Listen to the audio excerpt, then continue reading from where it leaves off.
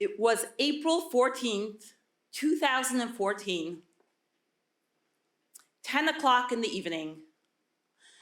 I'm laying in my daughter's bed, her pink flowered blanket held tightly in my hand, as I hold an untrackable phone that I just bought earlier that day and was using that instead of my regular iPhone. It was the iPhone 4 back then.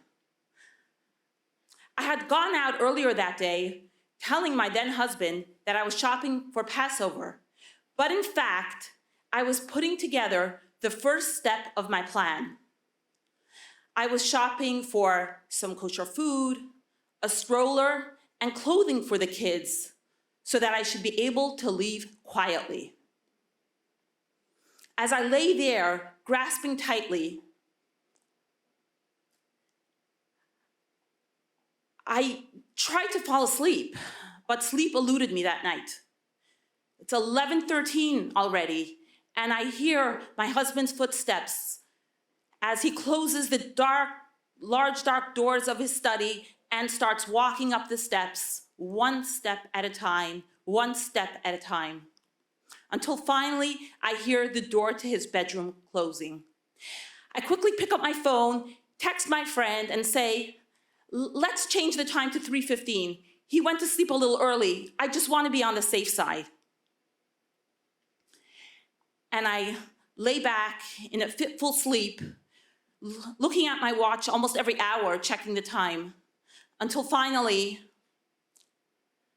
my alarm goes off. I quickly silence it. It's time to leave.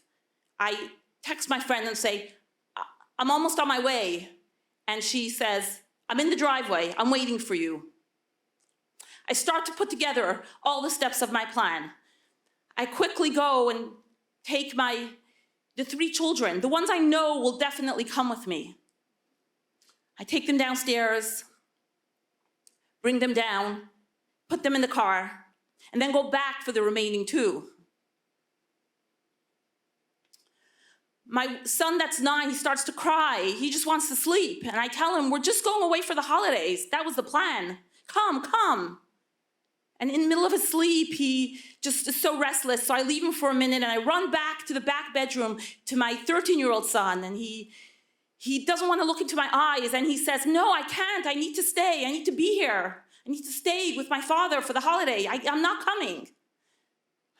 I don't know what to do. And I try to push him, but I'm afraid. What happens if he wakes up and start making noise and my older children and my husband hears me? I'll never be able to leave. So I leave him behind and I go back to the 9-year-old, carry him downstairs, put him in my car, and follow my friend down to the neighborhood where I had a rental car waiting for me. And I had this whole plan in place.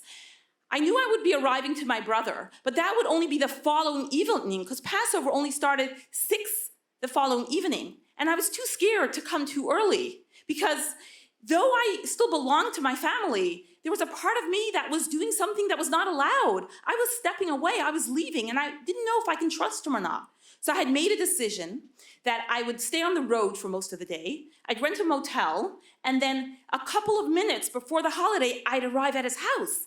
And because, as ultra-Orthodox Jews, he or I would not use the phone, if I arrived right before, I can keep him quiet for 2 minutes, and then I would have 2 days of peace that I can figure out what I wanted to do next.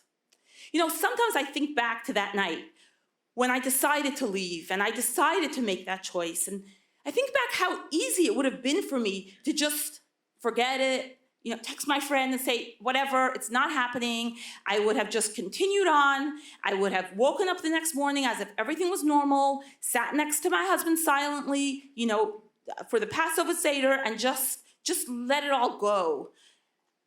But, at that moment, I chose me. I knew I belonged to my family, to my marriage, to my community, but belonging to myself, to my own beliefs, to my own right to live my life the way I wanted was way, way stronger than that. Later that afternoon, I was standing on a small patch of grass in some random motel in New Jersey that was willing to take cash for me as my children were resting in the motel room. And I just knew at that moment that I was never, ever going to go back.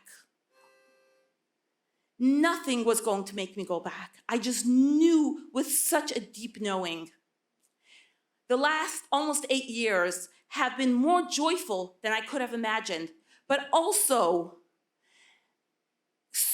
so excruciating in some ways, more than I could have imagined. And sometimes when doubts come or I just have hard days, I just remember and I go back to that moment in my bed when I made that decision and chose myself above all. And that's what keeps me going for the next day and beyond.